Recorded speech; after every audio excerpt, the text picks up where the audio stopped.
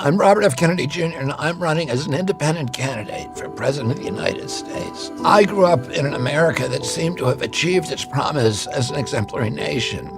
Modern democracy had spread from one nation, ours, in 1776 to 6 by 1865 and to 190 by the 1960s. We had become the city on the hill. We were a moral authority around the globe. Our government, institutions, our Congress, the court, the regulatory agencies, and even the American press were renowned for their integrity, and they were revered worldwide. Other nations wanted our American leadership. They knew the difference between leadership and bullying, which is something our current leaders seem to have forgotten. We were the template of liberty, proof that for a country to thrive, its people must be free. Free to speak, free to worship, free to build great companies, free to start small businesses. We were the freest country in the world, and by no coincidence, also the most prosperous. Working Americans could provide for their families on a single salary. They could buy a home, raise a family, save for retirement without mountains of debt. We made the best music, we made the best movies, we made gold standard automobiles that everybody in the world wanted. We made blue jeans, we reconstructed Europe, we put men on the moon. We're the world's healthiest, best educated children. Our productivity, ingenuity, our can-do spirit were the envy of the world. We had confidence in our strength, our capacity, and the limitless potential of our country. Yeah, we had serious racial and environmental problems, but in the heady days of my youth, the environmental movement and the civil rights movement were picking up steam. My father and some of his allies were fighting to eliminate the last pockets of hunger in Appalachia and the Mississippi Delta and on the Indian reservations. And we became for the first time a true constitutional democracy in this country, with all races voting and holding political office. Other countries aspired to be like us, and our children grew up proud of their passport, proud of their flag. My uncle, President Kennedy, left us a legacy of peace and the hope of ending the arms race and winding down the Cold War. Those were the traditions of freedom, prosperity, and peace that my father, my uncle, and Martin Luther King Jr. were striving to protect and advance. In the half-century since their deaths, we've lost touch with that vision for our country. And I want to tell you right now that we can still restore that America, the America that almost was, and yet may be. But we have to start by being honest with ourselves. Neither my uncle nor my father would recognize the version of America that we have today. We become a nation of chronic illness, of violence, of loneliness, depression, and division, and poverty. Our great cities are becoming tent encampments, modern-day Hoovervilles filled with undocumented immigrants and dispossessed Americans and people living in their cars, plagued by mental illness and addiction and despair. Our border has come under the control of criminal drug cartels that traffic in desolation and fentanyl and in busloads of desperate human beings. Our children are drowning in a crisis of alienation, of dispossession, and complete disconnection from their communities. We've lost far more of our young people to drugs in the last decade than in the 20-year Vietnam War. We've printed 9 centuries worth of money in a little over a decade and spent $8 trillion on regime change wars. Those wars have made America less safe, our country less strong, and the world far less stable, while sending prices through the roof as our infrastructure falls apart. Tens of millions of young Americans no longer even dream of owning their own home. What happened to America, the land of opportunity, where you could be sure that if you worked hard and played by the rules, that you would have a decent life?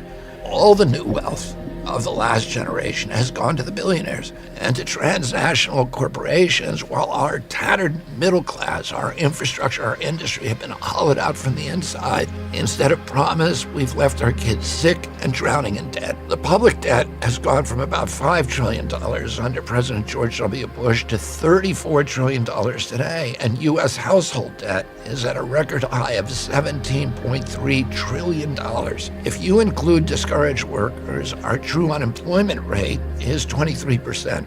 Young parents face housing, grocery, and childcare costs that are unaffordable. Too many Americans are living bleak and hopeless lives, dreading the one medical emergency or the car repair that will tip them over the edge into homelessness. We rank 40th globally in our people's health and wellness. Out of the richest countries in the world, the United States is 35th in child poverty rates, just above Mexico. We rank 36th in literacy and 45th in press freedom. We have one of the highest cancer rates in the world, and our life expectancy now ranks 59th according to the World Bank. That's right behind Algeria, which spends less than 1/30th per capita of what we spend. But even these grim figures hide the full picture of our dire health crisis. We now have the worst health outcomes in the rich world, the highest maternal mortality rates, the highest number of gun deaths per capita, and the highest number of teen pregnancies. We lead the world in obesity and chronic disease. According to CDC, 60% of Americans have at least one chronic condition.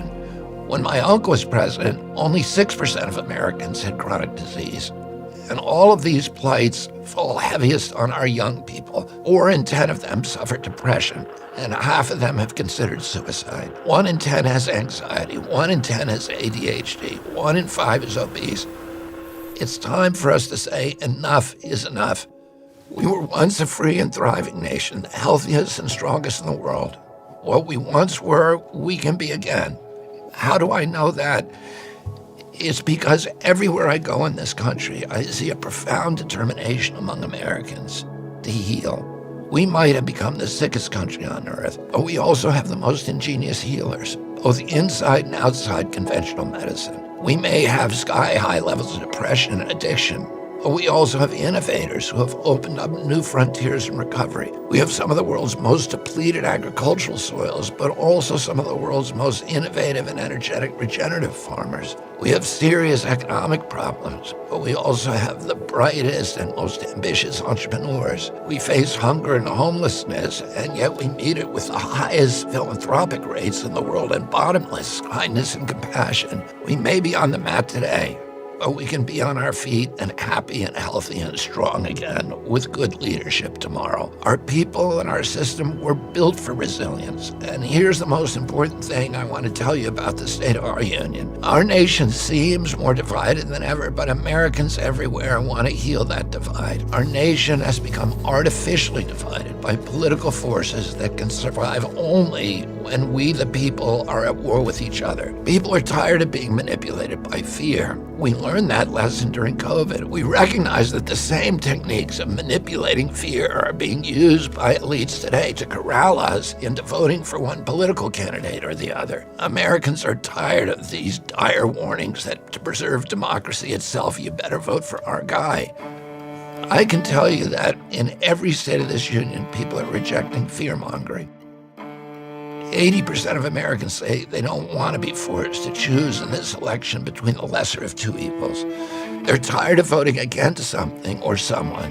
I see it in the crowds of mixed Republicans and Democrats and independents who attend my rallies, that a growing number of Americans are rejecting divisiveness. They're ready to unite, to rebuild this country, and to fulfill the promise of the America of my youth. They're ready to vote for something and for someone they like, for someone who represents hope and healing, or someone with an inspiring vision for America's future, for a future that they can believe in.